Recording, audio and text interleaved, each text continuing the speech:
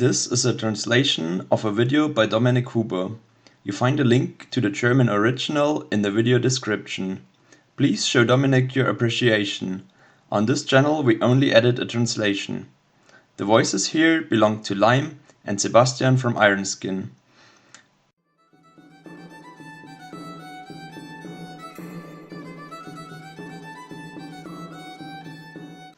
Hello, this is the Pärbinger Ritter. Today I'm not talking to you from the studio. I'm a guest of Thies from Grasselt Artifacts. We speak about a very special topic today. Our topic is Runneburg purse. What is Runneburg purse and why is the Runneburg purse so special? It is the only find of a high medieval belt purse at all. It is from the mid-13th century. Well, the special thing about this purse is that because of its content, which included coins, we can date it quite precisely between 1230 and 1250. That is actually at a time when purses were not yet common at all, or at least in that shape. There were bags, yes, different versions of bags. That was in part because people didn't have many things to put into a bag or a purse at all. So why would there be an item that has no use at all? The thing we have to say is, from the times before, such as the Viking period, we know about fittings and general elements. I'm not an expert to tell which elements are proven to have existed in which periods, yet some elements are for sure evident in later periods. I only want to mention the book Purses in Pieces by Gobbets, that is late medieval. Yet for the high medieval period, there's basically no find that can be interpreted as a purse except this one. There are a few depictions, and we're going to talk about them. But that's it. There are a lot of leather finds in general. It is incredible how many shoe finds there are. That is because shoes got worn out and had to be replaced. There are some leather bag finds, for example, from the area of Silesia. Yet there is only this one purse. Yes, indeed. Speaking of leather bags, I want to show you something extraordinary from the Morgan Bible. It's a bag, however painted in colors of a belt purse. It has a flap and a bottom. That is rather extraordinary.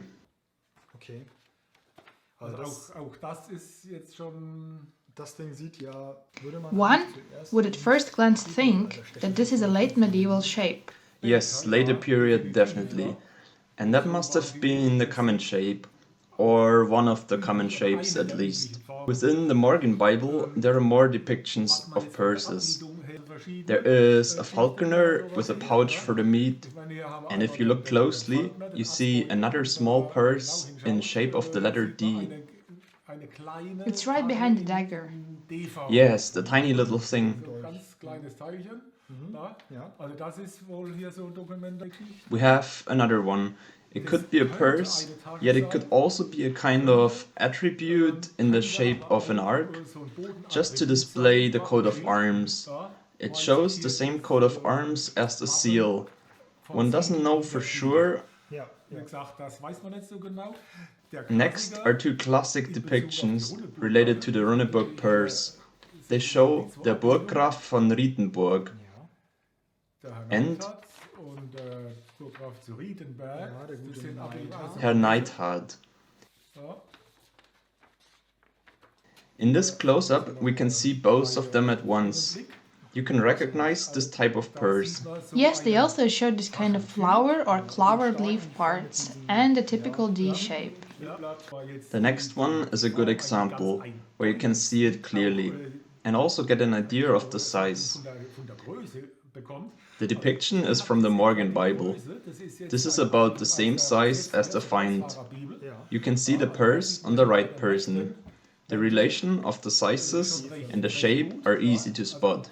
We might even get an idea of the material. The last one could be a similar purse. Perhaps, but that's unlikely. It could again be a short shield, similar to the display for the coat of arms before. What would somebody put into the front of a purse shaped like that? It's hard to tell. What we can tell for sure about the depictions is that there is Codex Manesse, which was created later than the find. Its lyrics are in part from the 13th century or even earlier. Yet nevertheless, the depictions are different. The miniatures, they have been painted by different artists within a span of 40 years. Most of that was in the 13th century. Furthermore, there are the examples from the Morgan Bible. Yet we cannot tell 100% for sure whether these are purses. There is a lot of speculation going on here. It is difficult to prove that the existence of a purse based on a single depiction. And if we compare with a vast amount of depictions of the other items, such as swords, clothes, and so on, we see that the amount of purses is significantly lower. Yes, in high medieval Germany, the purse is almost non-existent. We only found these 7 or 8 depictions. Additionally, Codex Manesse is like an anthology, a collection of works by different artists, yet all in the same style. If we look at it in this way, there are only 2 sources, and what we have is up to interpretation. Also, they don't tell us anything about the construction at all. Well, in my opinion, this one depiction in the Morgan Bible is quite definitely a purse. It looks like a lot like it. I think so, because its dimension fit the find. The size is a good point to talk about. Thies has made an attempt to reconstruct the purse, but it's magnified. Yes, that is because the modern knights are just having different demands on a purse. They want to put in a smartphone, a car key, and so on. Hence, this is now in its size almost twice as big as the original. The original is about the size of the hand or the palm. Everything about this one is enlarged in scale. The important thing about this purse is its construction. As we will show you now, it used to be a puzzle. The purse was found separated in its parts. This is an original photo that was taken in 1989 when the purse was found. The purse had been laying in the well of Runneburg Castle in the center of Germany. That is right, and we have to add that the sewing thread had withered away. We'll get more into detail about that in a moment. And we will also speak about the content of the purse. And another thing, if you're interested in the general situation of the find, the history of Runneburg Castle, history of the purse and the background, there is a podcast in which we talk about this in German. It is a special edition of the Maltromel podcast. You will find it on the Pärbinger Ritter's YouTube channel. There is a link in description. Now here we will continue with the construction of the purse and most importantly with the insights that Thies gathered, or I could say revealed. It is about what he noticed when he had the opportunity to study the original find. We can call it a logic conclusion. It is like when you have a puzzle and you put it together and eventually you have a complete picture and there is no piece left or missing. Then you can say it must have been that way. Okay, we have to note that now, at the time of making of this video, it is May 2020. What you hear now is Thies' current state of knowledge. If there would be new unexpected insights, we would update this. Otherwise, this is what we know about the Runneburg purse in May 2020. Let's look at the condition in which the purse was found. Basically, it was nothing but a wet lump of leather. These are the parts of the purse. After the preservation, it looked like this.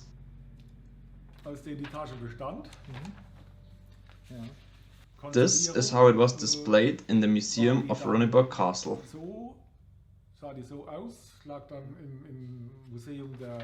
This is one of the few photos of the purse that one can find online. It was also within the exhibition catalog Aufruhr 1220. I think this is the only photo. Also, the purse was only put together by laying and folding its parts on top of each other. Nothing is pinned, nothing is sewn. It's only the parts laying there. It was laying like this for a while. Then there is another later version of it. In this version, the smaller semicircle has already been sewn to the actual position where it belongs to. Let's briefly speak about the components, so we get a common base. There is the big round piece, that is the outer mantle of the purse. Then there is a smaller D-shaped form. We will perhaps call it the small half moon.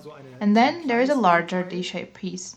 That would be the big half moon. Furthermore, there is of course the strap where the buckle was attached and also the lace. In this picture, there is the content of the purse on it. The dice, for example, and the silver coins as well. Now this is a picture of the current state. It's in the town hall of Weißensee. There it lays wrapped up in a vitrine. That is how it looks, and that is what I was observing. I put it under the magnifying glass in the true sense of the word. Well, the confusing thing was this. The report of the find states that the bag has had 2 pockets. Now, when you look at this and try to make a purse, you want to understand its composition. I've been looking at purses for 10 years now. As one could probably notice by all your creations here, you're really into this. Well, it's one of my main topics. I was interested to understand how this thing is actually put together. And if you take the components and try to build a purse with 2 pockets, you notice that there's something missing. As you have perhaps already noticed, Leinen eingesetzt und auf den Einzelteilen, die wir ja gerade gezeigt haben, war kein Leinenstück. My conclusion was the following. Since these leather components were found as a lump that was sticking together, we can assume that no component of the purse was lost. That means all leather components were present. Hence, there must have been some material that had rotten until it disappeared. another sign for that is that the sewing thread seems to have disappeared as well. Yes, exactly. There are still the holes for the stitches. It is like the work of a criminologist here. A criminologist would look where the channel of the bullet went. Then he can clearly tell the direction from which the shot was fired from. Here it's exactly the same. For me it was clear. You can see it when you look at the periphery of the flower shape. There are channels of stitches. They don't go all the way through the leather, but they were poked at an angle. Thus, in the end they are not visible from the outside. So the stitches enter from the meat side of the leather diagonally, run through the edge, Until they reach the hair side of the leather. This is exactly as it would be done for sewing a saddle. It is a very common method that we also can see on find of shoes all the time. Yes, this was a standard technique, and here it was very obvious that something had been sewn onto it. So what could that be? Linen? Silk? Perhaps wool, yet probably wool would not have survived in these conditions that let the leather survive. Probably we would have some remains of wool, if it was wool. Yet there was no thread found in the seams. And we can assume that it was sewn with the linen thread. Right, and that is why I decided to use linen. That choice got back up by an expert, Mrs. Zimmermann, from the State Department for the Protection of Historical Monuments, who also studied the purse. She shares my opinion that it was linen, or at least something textile. So we chose linen for the reconstruction. One has to say that it actually fits quite well to the components made of bone. Yes, they are quite elaborate for the time and circumstances. The linen is mirroring the color of the bone. It is a possibility. Let's say it looks beautiful for modern eyes. Anyway, it's not important whether it was linen, wool or silk. It is about the principle of construction. The material doesn't change that. And that principle is the point. That was the mystery that I aimed to solve. Now, there was still another question. Where would the second pocket be located? The first thought that came to my uninformed mind would actually be that it should look like a wedge pocket at classic jeans. At the jeans pockets, there is a big pocket, and then at the pocket there is a smaller pocket. I also had that idea initially. That was how the find was folded. There was the small half moon and the big half moon and the cover on top. That was how it was presented. So far it seems logical. Now it starts to get interesting. It seems logical, but there was no connection to be found. There were no holes for stitches at all.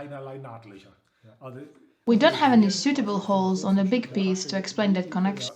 It doesn't work to make this version look convincing, yet there is something that was presented right. Now this is the cover folded up. We see the purse open. Yes, the inside. That is fascinating, because that is more than there was ever to be seen on the internet when one was searching for the purse. Yes, we show those pictures with the permission of the State Department for the Protection of Historical Monuments, respectively by Thomas Stolle, the person who excavated it. Here you can see it more clearly. This is the current version. You can see that the small semicircle is sewn in here. It certainly belongs there because first of all the rounded shapes fit together, and second, the channels of the stitches are in harmony. It can only be explained this way. Yet we still don't have a second pocket. When we assume that we know of all parts and put them all together, we close the flower shape and we lack a second pocket. Well, let's look at the periphery on the back side. It has exactly the same holes as on the front. That means there was something attached to it, definitely. Vorderseite, Rückseite und hier sind alle Stichkanäle. So, das heißt, da war etwas angenäht. It is also worth noting that the small half moon has no sewing channels either, so the flower could not have been attached onto it. Please correct me if I'm wrong. As you say, that's not possible at all. That means in this version the flower would have to stay loose. Yes, and some people also tried to reconstruct the purse in the recent years. But the flower has these holes that indicate a seam on the inside. That's right. And because of that, there must have been a connection. The seam is on the inside. On the other piece, there's nothing. On the small half moon, there are no stitches, yet on the flower, there are stitches, so something is missing. There is another interesting hint. When you lift the flower and look at the small half moon, you can see dents in the small half moon shape. Those dents match the shape and size of the dices. There were 2 bigger and 2 smaller dice in the bag, 4 in total. In this area and in that area, there are clearly changes in the color, and you can see the dents from the dices. Furthermore, the dots on the dices were covered with tin. That was revealed and confirmed by laboratory analysis. So that means this is where the dice were resting in the purse. My theory that there was something sewn into the purse supports that. So there must have been an additional layer to cover the dice. And the cover is my linen fabric here. For a long time, I was wondering what this layer would look like. When my first idea of it was slowly dissolving, I had no idea at all for 4 months. Yet one night at 4 AM, I was sitting in my bed and I thought, yeah, that's it. I remembered the very first purse that I have ever built based on historical pattern, as historically accurate as I could. I was commissioned to work, and it was the purse of Johann von Holzhausen. The Holzhausen family was living in the area of Frankfurt, and some of them became councilmen or even mayor. They are a well-known dynasty, and in the Cathedral of St. Bartholomew in Frankfurt, there is an artwork showing Johann von Holzhausen with his purse. It looks exactly like this. And this purse showed me the solution to understand the construction of the Runneburg purse. It is dated 100 to 120 years later than the Runneburg purse. Now, the weird thing is that unlike the Runneburg purse, there are no loops here. There is no way to close it firmly, no buckle. How does it stay closed?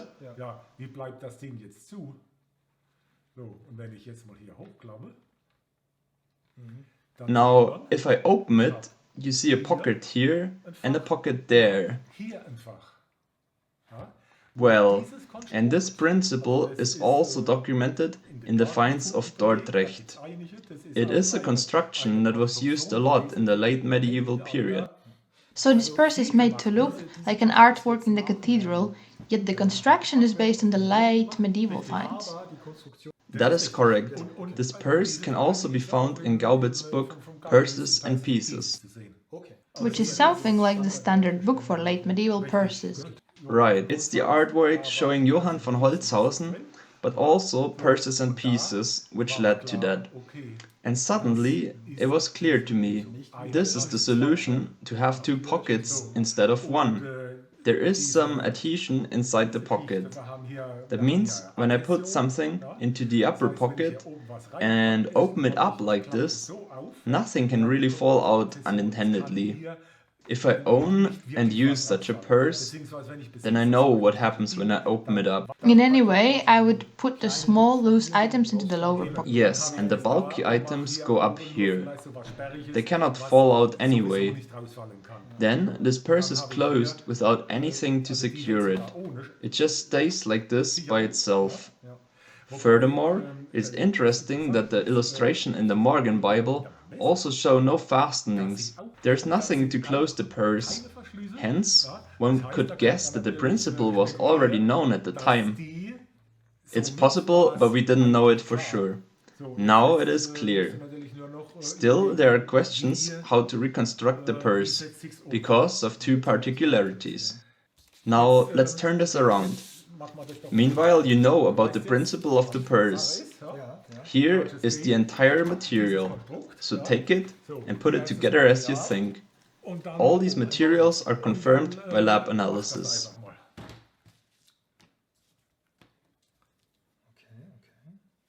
It was confirmed that the main piece is leather from a cow or a young cow, a calf. Basically, cow leather and calf leather are almost identical. The two half-moon shapes, they are goat leather. That's remarkable, two different kinds of leather in one purse. I also noticed that the pieces are very small. That must have been about the size of the original. That is exactly the size of the original. Just as we said, about the size of a hand or a paw. If at all, you could at best put an old Nokia phone into it.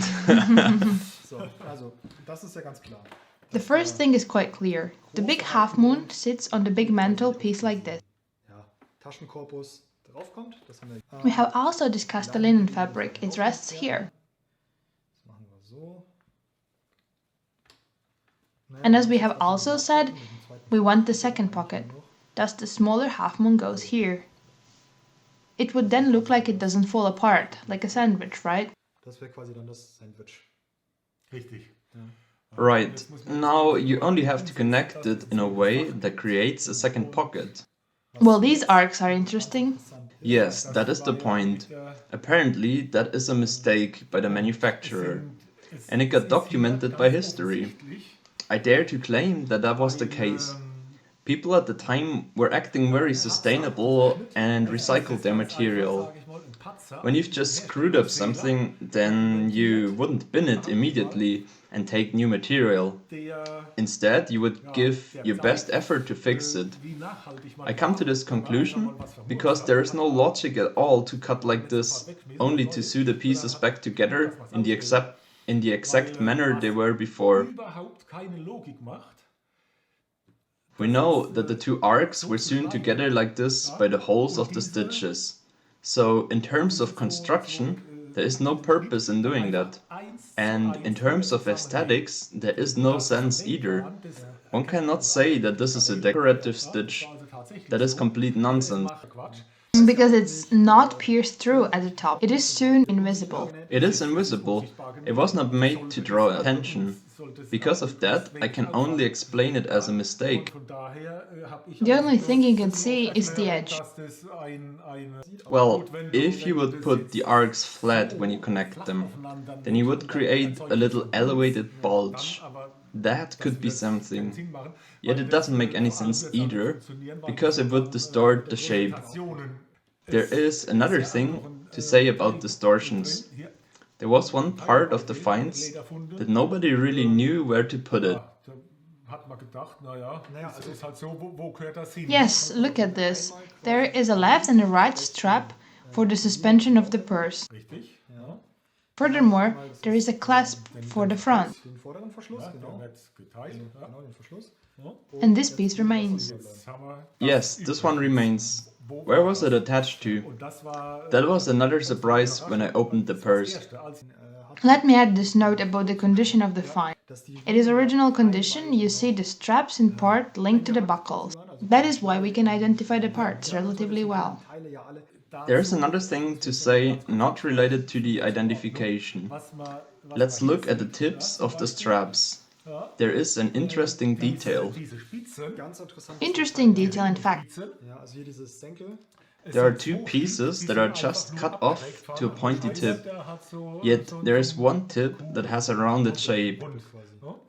So now one could think, of course, that's the wrong composition. For symmetry, the round tip has to be in the middle.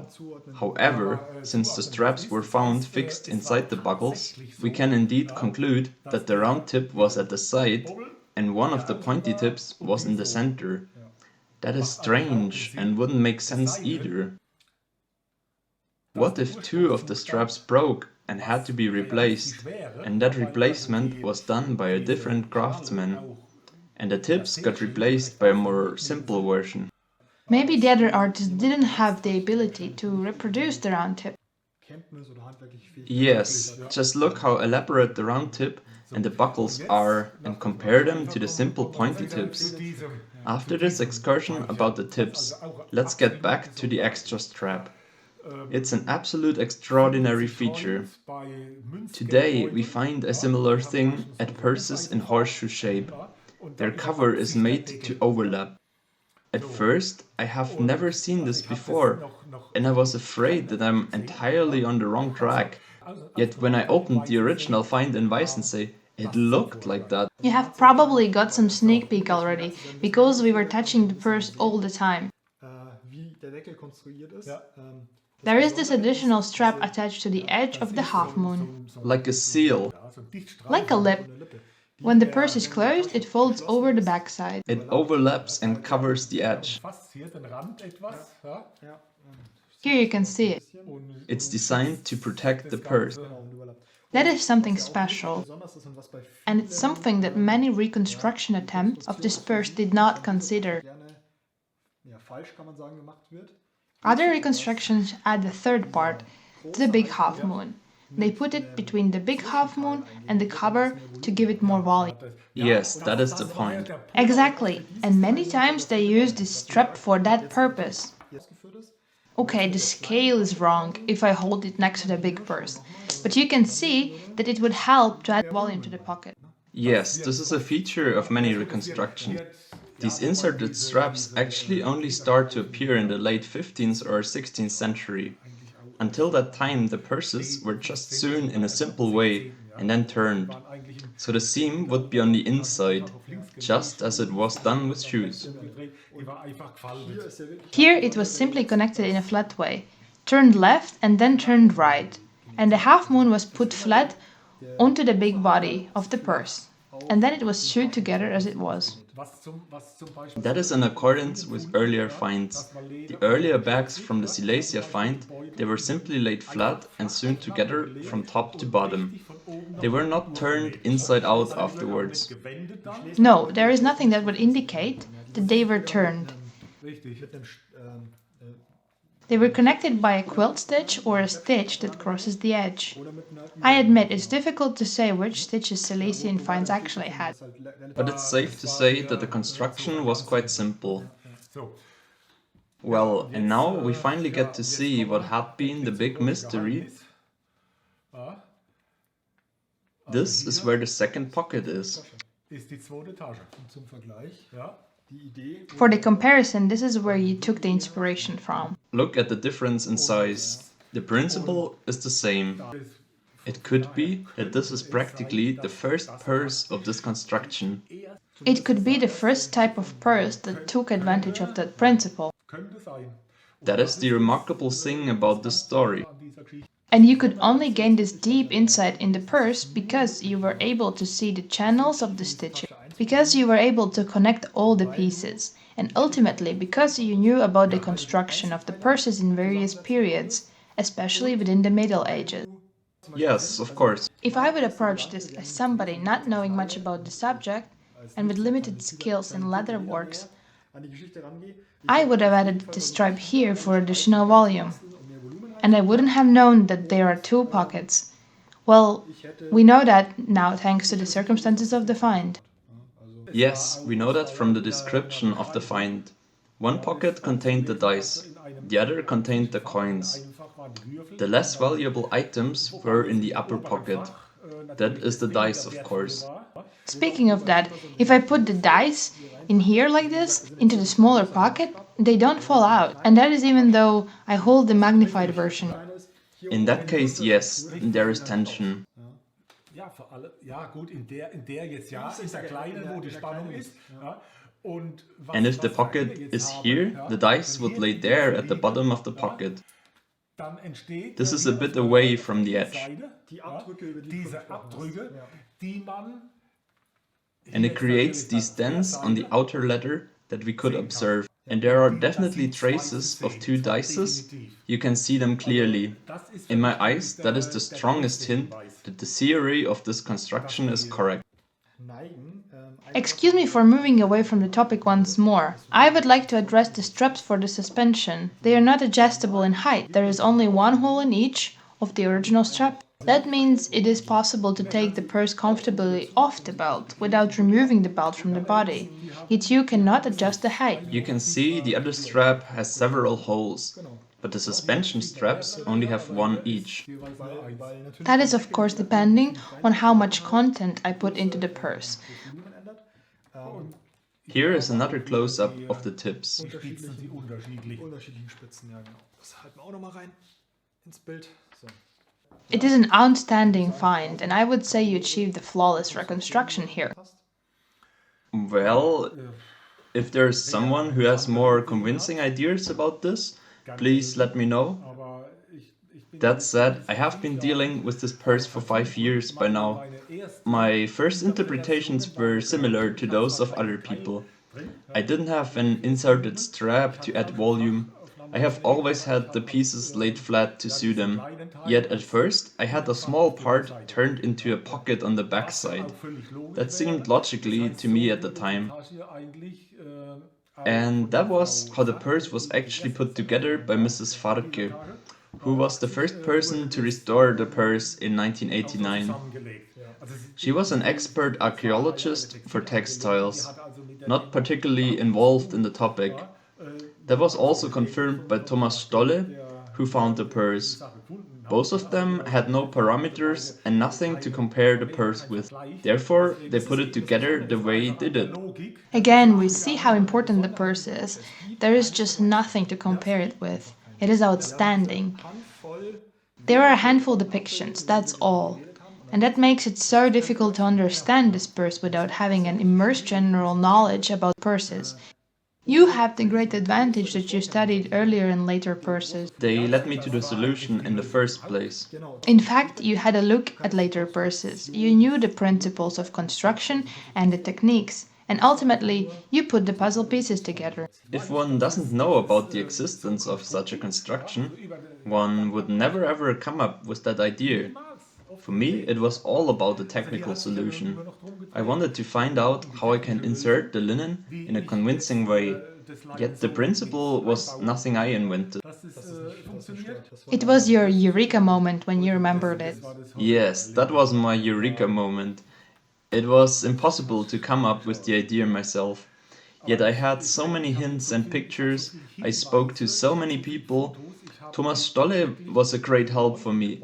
He was the one who dug it out. I learned so much from him. He also has so many pictures and details about the other finds of Runneburg Castle. Yes, there are very fascinating finds related to the purse. The purse wasn't the only object. In fact, Runneburg has a very intriguing complex of many significant finds.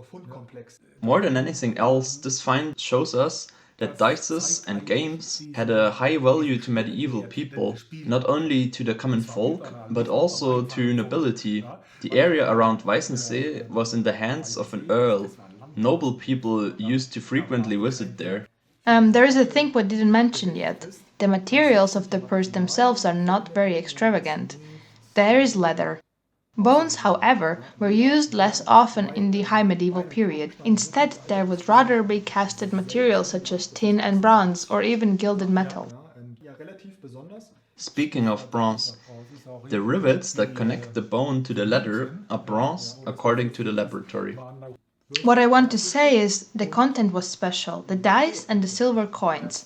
Geld, was da mit drin ist. Das war nicht wenig, ne? Also die genaue Anzahl ist ja ein bisschen schwieriger jetzt noch. The coins were stuck together in a lump, baked together by decay. There were about 20 of them. And as far as I know, it was not possible to preserve them in a presentable way. However, what we know is the dating of the coins and their value. There was quite some money in the purse. That didn't look poor at all. Well, I talked to Thomas Stolle, and he thinks these coins could buy 7, 8 or maybe 9 cows at the time. Quite a lot of money to carry in a purse. It was a small fortune, definitely. With that, you could buy quite a lot of things. That was absolutely fascinating. I'll say we're done now. If you want to dive deeper into the topic, there is also a detailed text in the description. Plus, there is a link to some more images. Well then, thank you a lot, Thies. See you next time. See you next time! Thank you for watching until here. Now head over to the channel of Pärbinger Ritter. Give him a like, subscribe, follow, a bell, and most importantly, say hi from me. The link is in the description. Until then, see you next time.